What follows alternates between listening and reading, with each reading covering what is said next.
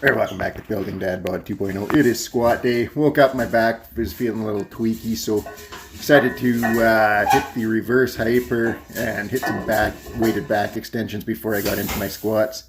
Just to get the lower back warmed up and to get the glutes and hamstrings firing hard.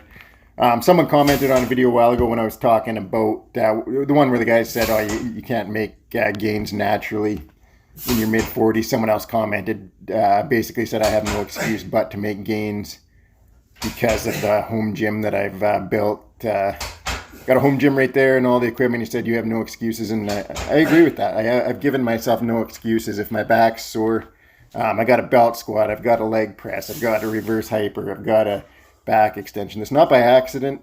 It's taken me a while to get to this point, but I was very strategic in how I built my gym, and I definitely built it with the fact that, I've had a bad back. I've had back surgery. I know there's days when my back is not going to want a heavy load, and I've given myself no excuses. Damn right. So we're working on the elbows at the same time, getting them feeling healthy, getting the forearms feeling healthy after the trouble I've had with that. So in between all my sets of squats, I'm hitting the wrist roller, I'm hitting the rotator cuffs, internal, external rotation. Doing everything I can to get these shoulders and elbows feeling good, so I can get ready to crush a heavy bench press. And it's the same thing, right? I can sit here and say, you know what, I'm not going to hit the 300-pound bench press. My shoulders are too bad. My elbows are too bad because I'm getting older. Or I can just say, you know what, no excuses. I know these are weaknesses. I got to put in the work to get them feeling better. And that's exactly what we're going to do. So another thing I was hitting between my warm-up sets is just some reverse squats for the hip flexors. Anytime my back's a little tweaky, I know it's partly probably due to my hip flexors getting tight. So we're not doing insane weight here, just doing sets of 20 in between my squats. All right, then it's time to get down to business. Last warm-up set on squats, 278 pounds. We're going to see how this feels, and then we're going to decide on weight. Last week was 305 for, I got hit 6 sets of 2. Goal today is 310 for 6 sets of 2. That would be a SSB PR for me on box squats for doubles. And then if those are feeling spicy, we might even go for a heavy single. Not a max single, but a heavy single. So we'll see how everything goes here. So here we go, 278 pounds. So I do the warm-up sets, no belt, no knee sleeves. Once I get to the working sets, I put the belt and knee sleeves on. Especially with the SSB, I got to wear the belt. Otherwise the core becomes too much of a weak point, so it allows me to brace hard into the belt. So it moved okay for not having the belt, not having the sleeves, so made the decision that feeling good enough to jump up to 310. So here we go. Got the sleeves on, got the belt on. First set at 310. You can see there, 310 moved better than the 278 did with the belt and the sleeves, and it's just too takes my nervous system a bit to get going, but I would say even more than the knee sleeves, the belt makes a big difference for me when I'm doing the SSB.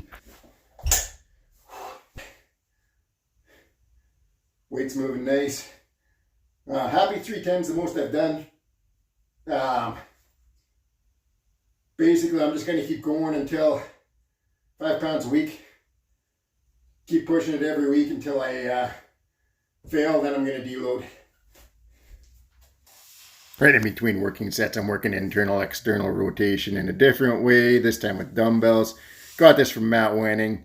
Awesome exercise for building my shoulders back up for bench press. So we'll keep doing these on a daily basis now. Then on to, this is my 6th set, 310 pounds. So hopefully I get 2 here. First rep was a little bit of a grind. See how the second rep looks. It's funny while I'm doing this rep, I've heard people say, oh, I'm going to get an SSB because it's easier on the back. SSB is far easier on the elbows and takes less shoulder mobility. It is harder on the back for sure, just because of how much more stress it puts on the core. So keep that in mind. Okay, here we go. This would be a PR for me, 332-pound single.